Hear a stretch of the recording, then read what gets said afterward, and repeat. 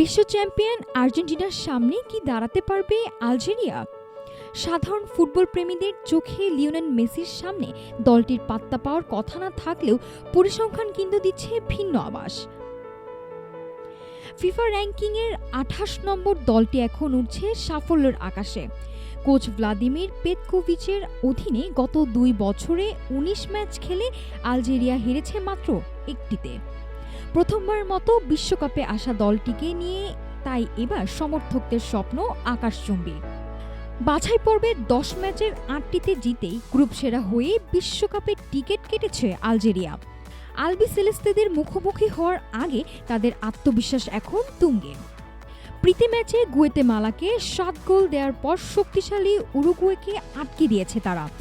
আর এই জুনেই সাবেক বিশ্ব চ্যাম্পিয়ন নেদারল্যান্ডসকে ১-০ এবং বলিভিয়াকে ৪-০ গোলে উড়িয়ে দিয়ে নিজেদের সামর্থ্যের জানান দিয়েছে ডেজার্ট ফক্সরা।